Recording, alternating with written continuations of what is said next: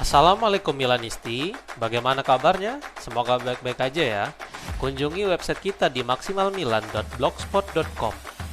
Jangan lupa subscribe dan nyalakan lonceng notifikasi untuk terus mendapatkan berita terbaru seputar AC Milan, khusus Milanisti. AC Milan sedang mengevaluasi striker milik Parma pada musim panas mendatang menurut sebuah laporan. Calciomercato.com melaporkan bahwa bintang Parma yaitu Matteo Pellegrino menjawab pertanyaan tentang dirinya yang dikaitkan dengan Diavolo dengan mengatakan, "Minatnya bagus, fokus saya saat ini adalah pada Parma. Saya baru saja memperbarui kontrak saya dan saya sangat senang. Saya memikirkan setiap pertandingan, hari demi hari, dan itulah fokus saya sekarang." Ungkapnya. Lepas dari Parma yang baru saja memperbarui kontrak striker asal Argentina itu, tampaknya Pellegrino tetap saja bisa hengkang pada musim panas mendatang. Main 24 tahun itu memiliki fisik yang luar biasa dan insting yang tajam untuk mencetak gol, sehingga karakteristiknya jelas sangat cocok dengan keinginan Massimiliano Allegri. Musim ini Pellegrino telah mencetak 7 gol di Serie A dan Parma melabelinya harga sekitar 25 hingga 30 juta euro. Jika ditotal dari 39 penampilan sepanjang musim ini di seluruh kompetisi, Pellegrino telah mencetak total 12 gol, sehingga tidak mengherankan jika para tim elit mulai memantau serius sang penyerang.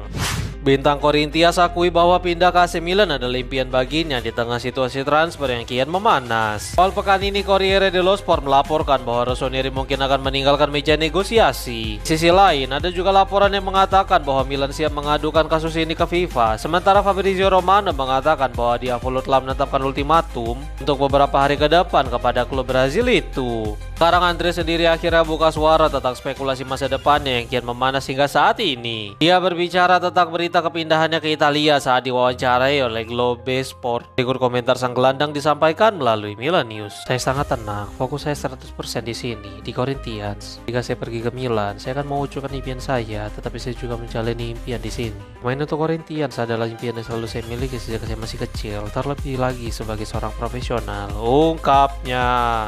AC Milan kirim pengintai untuk melihat secara langsung Mario Gila saat berhadapan melawan Sassuolo menurut sebuah laporan. Nicolo Sciarra membagikan informasi terbaru tentang situasi Gila dengan menuliskan, "Seorang pencari bakat Milan kemarin malam berada di Stadion Olimpico untuk memantau Mario Gila yang masih menjadi salah satu target utama Milan sebagai bek tengah mereka yang baru." Tulisnya. Militare adalah orang yang membawa Gila ke Italia dan sekarang dia ingin reuni dengan sang bek di San Siro. Namun tampaknya Diavolo juga mengintai beberapa nama lainnya sebagai alternatif jika ternyata mereka gagal mendapatkan Gila dari tangan elang ibu kota. Fakta menariknya, Rossoneri akan bertandang ke Olimpico untuk menghadapi Lazio pada akhir pekan ini, sehingga mereka bisa langsung memantau situasi sang pemain secara langsung. Mari kita tunggu apakah Gila pada akhirnya akan berseragam merah hitam atau tidak. Muncul bocoran jersey kandang AC Milan untuk musim 2026-27 yang bernuansa tahun 90-an akhir menurut sebuah laporan. Putih Headlines melaporkan bahwa telah muncul bocoran untuk seragam kandang Diavolo musim berikutnya, yang mana seragam tersebut akan kembali dibuat oleh Puma setelah perusahaan pakaian olahraga itu sebelumnya memperpanjang kontrak mereka dengan Milan beberapa waktu yang lalu. Bocoran ini terinspirasi dari jersey kandang musim 98-99 yang saat itu masih diproduksi oleh Apparel Adidas. Kesini mengkombinasikan kerah berwarna hitam dan trim lengan dengan garis merah di dalamnya. Kemudian logo akan kembali menggunakan versi reguler setelah logo monokromatik musim ini memicu protes. Laporan tersebut menambahkan bahwa sejak mengambil alih peran produsen seragam Milan, Puma hanya 3 kali merilis seragam kandang dengan garis tradisional, yaitu musim 2018, 2019, dan 2022. Setelah itu mereka selalu menggunakan semacam eksperimen, mulai dari pola garis di dalam garis hingga lebar garis yang berbeda. Nih, Mimin kasih penampakan jersey barunya.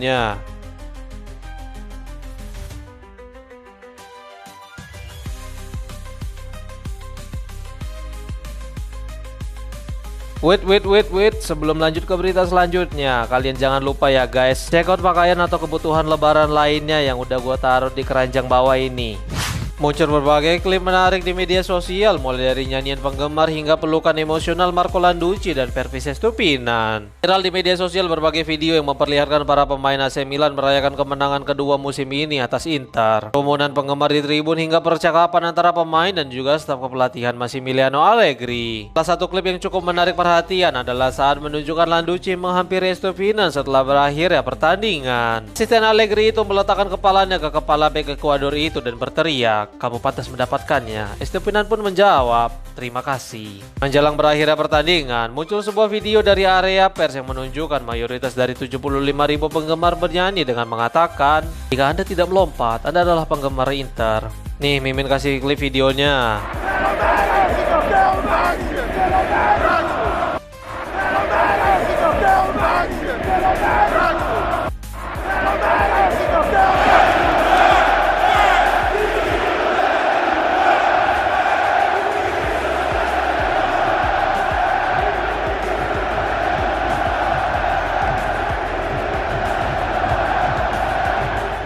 Hakim olahraga telah mengumumkan keputusan beberapa denda pasca derby della Madonnina kemarin menurut sebuah laporan. Calciomercato.com melaporkan bahwa hakim olahraga telah mengumumkan beberapa keputusan terkait semua insiden yang terjadi pada Serie A pekan 28. Hakim telah menjatuhi larangan bertanding untuk Adrien Rabiot untuk satu pertandingan setelah dirinya mendapatkan kartu kuning pada laga derby. Selain itu, ada 2 denda yang dijatuhin hakim olahraga kepada Diavolo yang berbunyi denda 8.000 euro kepada AC Milan karena pendukungnya selama pertandingan berulang kali melemparkan nyanyian menghina pada 2 pemain tim lawan. Selain itu, karena pada menit ke-47 babak pertama mengarahkan sinar laser ke pemain lawan, sanksi dikurangi sesuai dengan pasal 29 ayat 1 huruf B CGS. Tulisnya.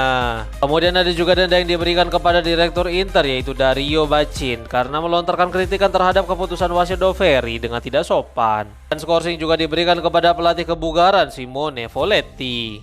Massimiliano Allegri dihadapkan 2 pilihan sulit setelah Adrien Rabiot yang mendapatkan skorsing menurut sebuah laporan. Calciomercato.com melaporkan bahwa Rabiot menerima kartu kuning pada menit ke-80 dalam kemenangan derby atas Inter karena pelanggaran terhadap Denzel Dumfries. Seorang gelandang Prancis itu terpaksa harus melewatkan pertandingan berikutnya saat AC Milan menghadapi Lazio di Stadion Olimpico karena telah menerima 5 kartu kuning. Ini jelas merupakan pukulan telak bagi Allegri, mengingat betapa pentingnya peran mantan gelandang Juventus itu dalam taktik sang pelatih. Dalam 6 pertandingan tanpa Rabiot, Rossoneri hanya mampu mengoleksi 2 kemenangan, 3 hasil imbang dan sekali kekalahan.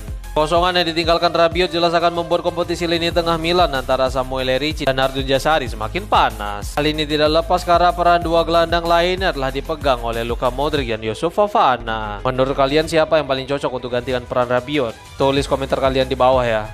Kabar baik muncul dari Milanello saat Santiago Gimenez telah kembali berlatih menurut sebuah laporan. Milanis melaporkan bahwa Gimenez telah kembali berlatih bersama anggota skuad lainnya kemarin di Milanello. Ia disambut oleh rekan satu timnya yang lain. Mereka merayakan kembalinya penyerang Meksiko itu ke dalam lapangan setelah beberapa bulan harus absen akibat cedera pergelangan kaki. Dalam beberapa hari ke depan baru akan muncul keputusan apakah Gimenez akan bermain saat tim berangkat ke Roma untuk menghadapi Lazio akhir pekan ini. Ini jelas merupakan bulan penting bagi sang penyerang untuk membuktikan dirinya jelang berakhirnya kompetisi agar dapat meyakinkan manajemen Rossoneri serta pelatih timnas Meksiko.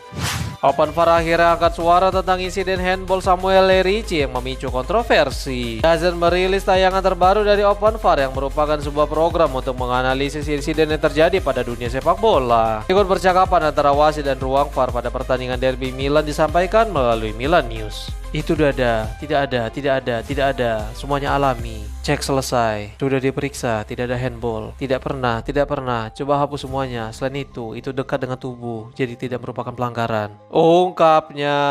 Mauro Tonolini yang merupakan komisi wasit nasional juga hadir di studio DAZN dan ikut berkomentar untuk insiden tersebut. Berikut komentarnya. Insiden itu dinilai dengan benar di lapangan oleh Doveri. Apa yang kami baca tentang insiden tersebut mengejutkan kami. Kami tidak ragu karena itu adalah lengan yang dalam bentuk alami dan Ricci bahkan mencoba menghindarinya. Jika bola tidak dipukul oleh lengannya, itu akan mengenai dadanya, jadi itu adalah sebuah tackle. Saya akan menambahkan bahwa lebih efektif untuk mengevaluasi insiden tersebut secara alami daripada dalam gerakan lambat yang dapat menimbulkan keraguan yang seharusnya tidak ada dalam situasi seperti ini. VAR tidak memiliki keraguan dan oleh karena itu tidak dibutuhkan tinjauan di lapangan. Ungkapnya.